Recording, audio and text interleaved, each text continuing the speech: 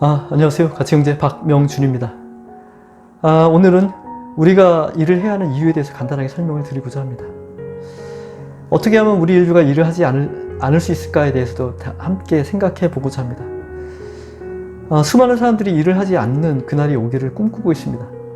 직장 생활을 오래 하신 분들은 은퇴해서 편안하게 그리고 여유롭게 노후를 맞이할 수 있기를 꿈꿉니다. 물론 노후 준비가 부족하신 분들이라면 더 오래 일하시기를 바라겠지만 노후 준비에 문제가 없으신 분들은 은퇴하는 그날을 기다리게 됩니다. 이런 상황은 그렇게 힘들게 취업을 준비하다가 막 직장에 들어간 신입사원도 마찬가지입니다. 직장 첫 출근 날부터 그런 생각을 갖는 신입사원들도 있을 수 있고요. 직장 생활에서 비전을 어느 정도 감지하게 되면 누구나 자연스럽게 그런 생각을 하게 됩니다. 자영업을 하시는 분들도 마찬가지일 것입니다. 자신이 하고 있는 일이 정말로 좋다고 생각하며 행복하게 일을 하고 계신 분들은 아마 많지 않으시겠지요. 자신이 하고 있는 일에서 보람을 찾지 못하거나 비전을 찾지 못하시는 분들이 보다 일반적일 텐데요. 따라서 오늘은 우리가 만족하지 못하는 일들이지만 우리가 왜 해야 하는지에 대해서 말씀을 드리고자 합니다. 이미 먹고 살기 위해서 일을 해야 하는 것이 아니냐라고 답을 하신 분들이 계실 텐데요. 맞는 대답이긴 하지만 그것이 전부는 아닙니다. 우리가 일을 해야 하는 이유는 우리들이 함께 살아가려면 필요한 것들이 있는데요. 이것을 가치라고 부르고 이러한 필요로 하는 가치를 만들어내기 위해서 일을 해야 하는 것입니다. 우리가 가치를 필요로 하는 이유는 우리가 가지는 욕구 때문인데요.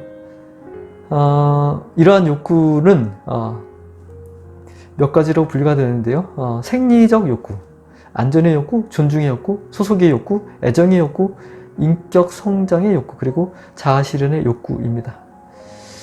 우리가 살아가면서 필요하다고 생각되는 욕구가 있다면 거의 대부분 이러한 분류 안에 들어가게 됩니다. 여러분이 무언가를 먹어야 된다고 생각이 들면 이건 생존의 욕구에 해당이 되고요. 거리를 다니면서 치안이 유지가 되어야 된다고 생각이 드는 것은 안전의 욕구가 있는 것입니다. 무언가를 배우고 알고자 하는 것이 있다면 그것은 인격 성장 또는 자아 실현을 원하는 욕구 때문입니다. 이러한 욕구들을 채워줄 수 있는 방법을 제공하는 것이 우리가 살아가기 위해서 반드시 요구되는 가치에 해당이 됩니다. 따라서 우리들은 각자가 가치 있는 것을 만들어서 서로 도우며 살아가고 있습니다. 각자마다 재능이 다르고 취향이 다르고 능력이 다르고 가치관이 다르기 때문에 자신에게 맞는 일을 해서 그 일을 통해서 가치를 만들어내고 그것을 세상에 내놓는 것입니다. 그러면 자신이 직접 만들지는 않았지만 다른 사람들이 만들어낸 것 중에서 자신에게 필요한 것을 구매해서 자신의 욕구를 채우게 됩니다. 여기서 우리가 가치를 만들어내고 이것을 나누는 행위가 바로 경제활동입니다. 가치를 만들어낸 것의 총량이 경제 규모에 해당이 되고요. 경제 규모가 커진다는 뜻은 이런 일이 많아진다는 것을 의미하고 경제 규모가 줄어든다는 뜻은 이런 활동이 줄어든다는 것을 의미합니다. 만약에 인구가 늘어난다면 우리가 더 많은 가치들이 필요하겠죠. 당연히 경제 규모가 커지게 되고요. 인구가 줄어든다면 가치에 필요한 총량이 좀 줄겠죠. 당연히 경제 규모가 축소가 되는 것은 당연한 이치입니다. 우리가 일을 해야 하는 이유는 함께 사회를 이루며 살아가는 사람들이 필요로 하는 가치를 만들어내기 위해서입니다. 따라서 우리가 일을 하지 않는다면 이러한 가치가 만들어지지 않기 때문에 우리는 살아갈 수 없습니다. 여기서 두 가지 측면을 더 말씀을 드리려고 합니다. 하나는 우리가 하는 일이 정말로 가치를 만들어내는 것이 맞는지를 생각해 봐야 한다는 점이고요. 두 번째는 우리가 일을 하지 않고도 가치를 만들어낼 수 있다면 어떻게 되는가입니다. 먼저 우리가 하는 일 중에서 가치를 만들어내지 않는 일도 있습니다. 우리가 필요로 하는 가치를 만들어내지 않지만 그것을 먹고 사는 직업들이 꽤 많이 있습니다. 이 부분에 대해서는 가치경제 채널 초반부에 올린 영상에서 이미 다룬 내용인데요. 주로는 자본주의 경제 시스템을 유지하는 데 필요한 일들입니다. 금융과 관련이 된 일들이죠. 물론 지금은 자본주의 경제로 돌아가기 때문에 당장은 필요한 일이라고 볼 수 있습니다. 하지만 냉철하게 생각하면 금융 관련 일들은 정작 우리에게 필요한 가치를 만들어내지 않습니다. 한 가지 예를 들어보겠습니다. 우리가 지금 하던 일을 전부 그만두고 주식 투자를 한다면, 혹은 암호화폐에 투자를 한다면, 혹은 부동산 투자를 해서 우리가 모두 돈을 많이 번다면 어떻게 될까요? 우리가 돈을 더 많이 벌었기 때문에 당연히 우리 모두들은 부자가 되겠죠? 하지만 우리는 부자가, 외형적으로는 숫자상으로는 부자가 됐지만 우리가 먹고 살 수 있는 거를 살 수 있는 그 실질 가치에 해당되는 것이 생산이 되었을까요? 그것들을 생산해야 될 사람들이 그것들을 생산 안 하고 이런 투자에 전념을 했기 때문에 그것들의 생산은 오히려 줄어들었죠. 우리의 외형적인 숫자상의 부는 늘었지만 우리가 실질적인 부는 오히려 줄어드는 거죠. 이것은 그냥 주가 지수나 부동산 가격이라는 허울뿐인 숫자만 올라간 것이고 우리는 오히려 가난해지는 이런 상황입니다. 따라서 이런 것들이 실물 가치가 없다는 것은 명확한 것입니다. 하지만 아무런 실물 가치를 만들어내지 않고서도 오히려 돈을 더 많이 버는 이런 상황이라면, 실물 가치를 실제로 만들어내는 사람들은 실물 가치 생산에 기여하지 않은 사람들을 위해서까지 더 많은 일을 해야만 먹고 살 수 있는 상황이 됩니다. 실물 가치만을 화폐로 사고 팔 수 있어야 되는데요, 원래는. 그런데 자본주의 경제는 실물 가치가 아닌 것을 가치로 인정하고 이것을 화폐로 사고 팔 수 있게 되어 있습니다. 실물 가치가 없는 것들은 원래 실물 가치가 없기 때문에 가치가 정의가 되지 않지만, 그쵸, 정의가 되지 않죠. 그래서 가치가 제대로 정의가 되지 않기 때문에 여기에 거품이 많이 끼게 됩니다. 따라서 가치 교환의 왜곡을 유발해서 경제가 더 꼬이게 만듭니다. 금융의 위기가 오고 경제의 위기가 오고 화폐의 위기가 오는 것은 이러한 문제 때문에 발생을 하는 것입니다. 경제 위기나 대공황이 오는 이유는 매우 간단합니다. 실물 가치가 없는 것을 실물과 똑같이 화폐로 사고 팔 수 있게 한 것, 그것이 바로 원인입니다.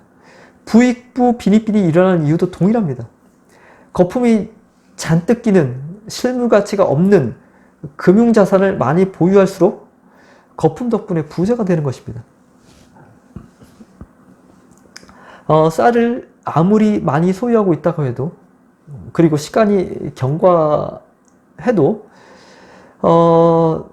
나중에 거래를 하고자 했을 때 그냥 쌀 가격으로만 거래가 될 뿐 큰 이득을 취하기는 어렵습니다. 물론 쌀 가격이 쌀 부족으로 인해서 폭등을 하지 않는다는 가정이 있어야겠죠. 반면에 주식이나 부동산의 가격은 계속 올라갑니다. 한때 떨어지는 듯해도 결국 큰 그림을 보면 계속 오르게 되어 있습니다. 경제 위기나 경제 양극화는 동일한 원인에 의해서 발생을 하며 금융자산을 실물 가치로 인정하는 자본주의의 모순 때문에 발생을 합니다. 따라서 자본주의의 모순을 해결하려면 금융자산을 실물 가치로 인정하지 않으면 된다는 그런 뜻이 되기도 하죠. 또 하나 두 번째로 생각해야 될 측면이 있는데요. 이것은 우리가 일을 하지 않고도 가치를 만들어낸다면 과연 어떻게 될까요? 에 대한 생각입니다. 이미 말씀드린 대로 우리가 일을 해야 하는 이유는 우리에게 필요한 가치를 만들어내기 위해서입니다. 일을 하지 않고도 가치가 생산이 된다면 우리는 일을 하지 않아도 됩니다. 기본소득제라는 문구가 가끔씩 나오는데요. 기본소득제를 통해서 일정 금액을 지급을 받아도 이것이 효력을 발휘하려면 우리가 일을 하지 않고도 가치가 만들어진다라는 전제 조건이 필요합니다. 이 조건은 로봇이 인간의 노동을 대신하는 상황이 된다면 이루어질 수가 있습니다. 그렇게 되려면 다른 두 가지 상황이 해결이 되어야 하는데요. 먼저 인공지능 기술이 매우 많이 발전을 해서 이를 바탕으로 인간의 노동을 대신할 만한 정말로 쓸모있는 로봇이 실제로 만들어지고 판매가 되는 상황입니다. 두 번째 사항은요. 로봇이 사용해야 하는 에너지가 충분히 공급이 되어야 합니다. 로봇을 만들어서 만든다고 끝이 아니죠. 로봇이 실제로 일을 하려면 로봇에게 전기 에너지를 공급해야 할 텐데 실제로는 현재는 우리가 인간이 쓰는 전기 에너지도 현재 부족한 상황이기 때문에 거기다 자원의 위기가 좀 계속 다가오고 있기 때문에 자원의 위기가 온다는 얘기는 자원으로 생산하는 에너지의 위기가 계속 점점 더 다가오고 있다는 것이죠. 이것이 기술적으로 과학적으로 해결이 되어야지만, 즉 과학기술이 더 발전해서 새로운 에너지를 대체할 수 있는 새로운 에너지원을 우리가 기술적으로 개발해내고 이것을 통해 충분한 에너지를 확보할 수 있는 상황이 돼야 되고요. 거기다가 우리가 인간의 노동 대신에 로봇에게 그 노동을 맡긴다면 로봇이 써야 할 에너지를 공급해야 되는 상황이 발생하는데 이것까지라도 충분히 공급할 수 있는 에너지의 생산 기술의 수준이 도달이 되어야지만 이것이 가능한 것이죠. 다시 정리하면 쓸모있는 로봇의 등장, 그리고 충분한 에너지 생산 기술의 도달이라는 두 가지 상황이 만족을 한다면 우리는 기본소득제를 도입하고 우리가 하던 일을 로봇에게 넘기고 많이 줄일 수가 있는 것이죠. 오늘은 일하지 않고는 살 수 없을까? 우리가 일을 해야 하는 이유에 대해서 말씀을 드렸는데요. 우리가 일을 해야 하는 이유는 우리가 살아가기 위해서 필요한 가치를 만들어내기 위해서라고 말씀을 드렸습니다. 우리가 일을 하지 않으려면 인간의 노동을 대신할 수 있는 쓸모있는 로봇이 등장해야 하고 로봇을 움직일 수 있는 에너지를 충분히 생산해서 공급할 수 있는 기술 수준에 도달해야 한다고 말씀을 드렸습니다. 물론 그렇게 되면 기본소득제를 도입할 만한 실질적인 여건이 마련되는 것이라고 볼 수 있겠죠. 오늘은 여기까지입니다. 구독 부탁드리고요. 좋아요도 부탁드리고요. 가치경제 채널이 성장할 수 있도록 많은 응원 부탁드리겠습니다. 댓글, 또 뭐 있죠? 시청, 그리고 공유 이런 것들도 있죠. 다음 영상에서 뵙겠습니다. 감사합니다.